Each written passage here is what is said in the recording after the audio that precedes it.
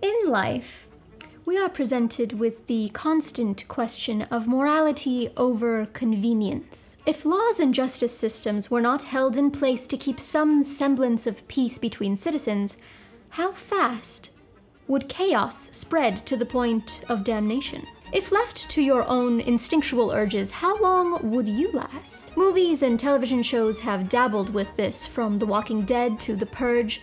Those programs are popular for a reason. What makes them popular, I believe, is that there's always a character with some moral compass. Where there are the zombies and soulless psychopaths with an itch for sadistic escapades, there will always be a good guy with a gun on the other end. But at what point does the good guy with a gun just become another one of the bad guys with a gun, justifying their kills for the good of their fellow human? Carl, what did you do? Me? I didn't do this.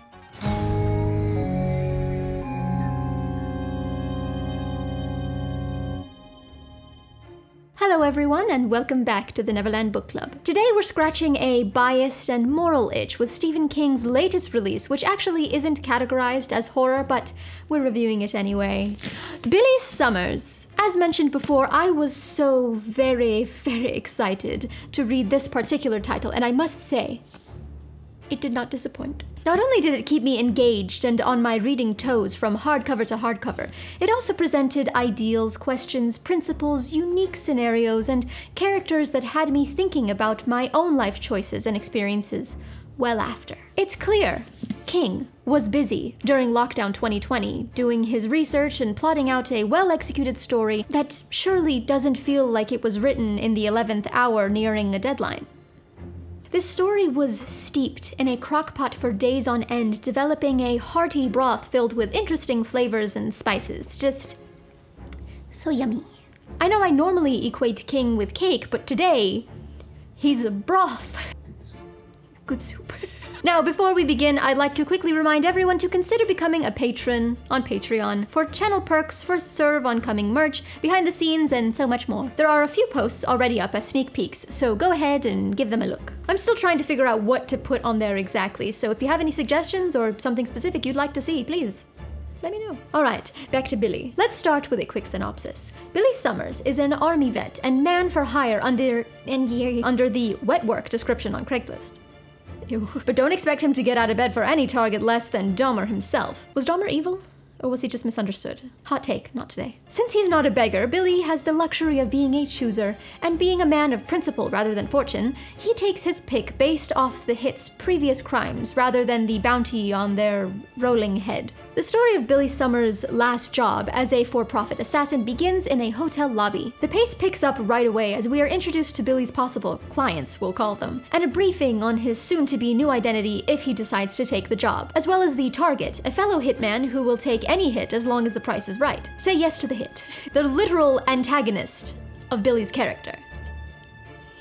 For the coming months, Billy will be undercover.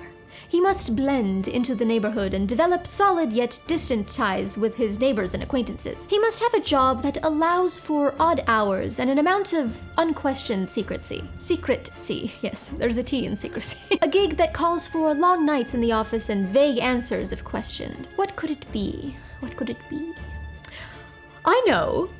A writer! This is still King after all. Someone has to be a writer. We soon find that Billy has a dumb self mask he puts on in front of people as a sort of front to get by with little to no notice. He has an affinity for being liked by strangers without getting too close, which makes him a perfect lone wolf. It also precipitates a lonely life. From the beginning, he is your perfect definition of a protagonist. As the months dredge on, Billy gets to know his new neighbors, his office mates, his environment as his implied new self. He grows attachments to certain characters as they become part of his new life he had always wanted for himself but could never have, given his line of work. But now, if only for a brief moment, he can pretend. But the date is ever looming in the back of his mind, and he must prepare. His mission is still in the near future, and he knows he has already broken the hearts of his new friends. But he is a professional, and must carry out the mission, all the while securing his plan to disappear after the job is done, which is so very entertaining to read as it unfolds, since we, as the readers, are not entirely aware of his plan, but know enough just to keep us engaged. To pass the time and better blend into his character, he decides to actually take up writing. This is where King adopts the double plot method, where we get to know our main character through first-person backstory accounts written by the protagonist himself. From childhood trauma to war stories, we get to know what makes Billy tick. Now, going in, I had anticipated a very long, drawn-out wait until Billy's bullet meets its target, but hey, that's what the title should have been. Billy's Bullet. But that part of the novel was actually done about a third of the way into the book. On the run, Billy stakes out in a predetermined safe house and tries to blend in with the monotone scenery. People are looking for him. His name and face are plastered all over the news and media. But then, a screeching car turns his life upside down with yet another plot, and he makes the acquaintance of a young woman. And even more interesting and dark adventures ensue, with more of Billy's own personally written story sprinkled throughout. With each chapter exciting, dark, and memorable, King creates a pre-COVID world that makes the readers truly care about the characters in a way where the ending is just that more painful and satisfying. While reading, it seemed as though King was romanticizing his own life as a writer. With so many references to Billy's last job, I can't help but wonder if King is hinting at this being his last book. It can't be, though. Really, I don't think he could stop even if he wanted to. And I pray to the almighty literary gods at Scribner that he won't. But if this were his last job, boy, would it be a proper send-off. King is also a man with an acute sense of humor, referencing politics and pop culture in a way that would make any conservative just throw the book in a rage. That is, if they were able to get the reference in the first place. There's one character named Paul Logan, and he's an idiot, which I thought was too much of an honor for his inspiration, but still pretty funny to those who would get it. Sailor Moon also makes a cameo, which I enjoyed. When I saw that, I looked up from the book excited, and then I remembered that I was alone in a room, all by myself. Another honorary cameo that had me fangirling to my own reflection in the mirror was the short but eerie and well-placed reference to a specific haunted hotel. Imagine being so famous and building a literary world of parallel universes that you can reference your own work in your work, and your readers will just foam at the mouth. That is, when you do it right, of course. A quote that stuck out to me as a perfect description of the flow of the novel was on page 394. No, Snape. I have it right here. It was page 364. When things go wrong, they don't waste time. Here, King foreshadows the constant ring of chaos that ensues among our main characters in a way that is so gripping. You'll be blowing through this bad boy in no time, tripping over your own thumbs as you turn the page. Now, I do realize I could be biased in giving this novel such high praise. It's just, my complaints with later were that it seemed rushed.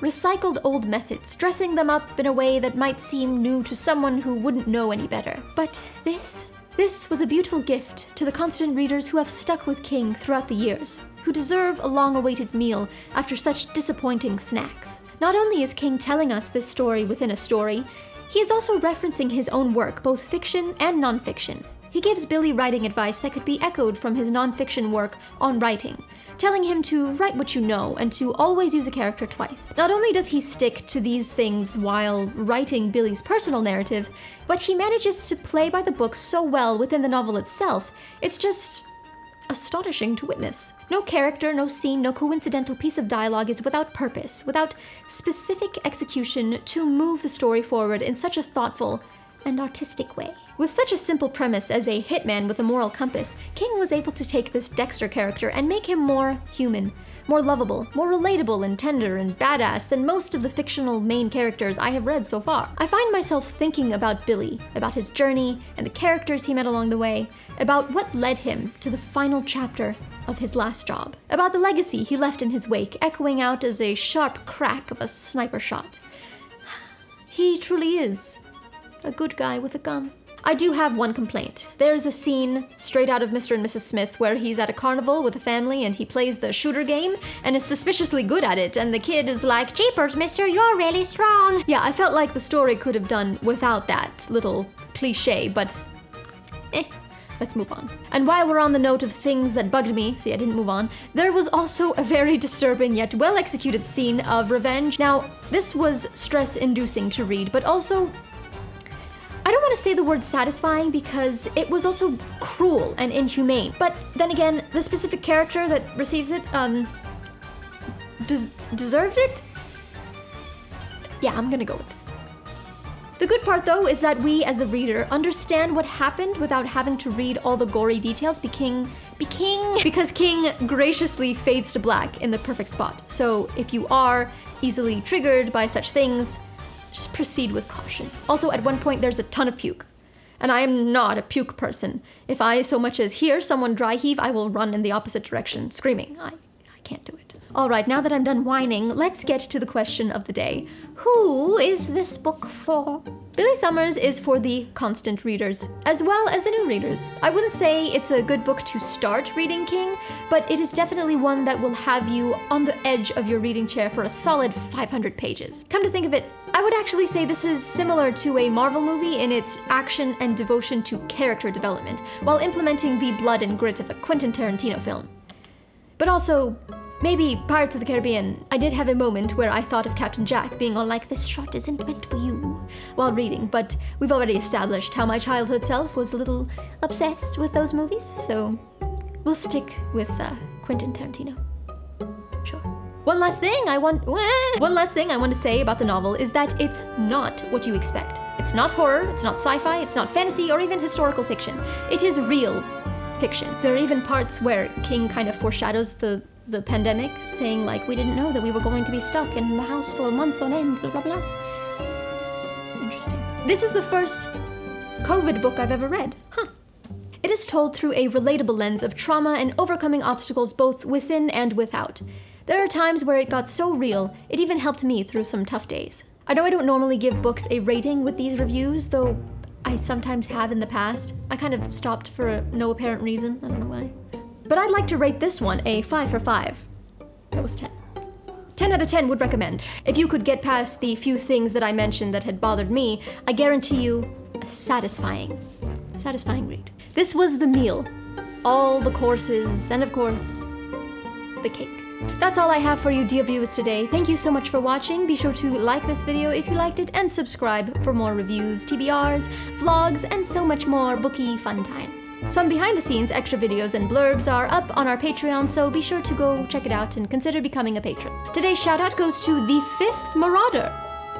I absolutely love your username. To think one of the creators of the Marauders map is a huge fan of my videos.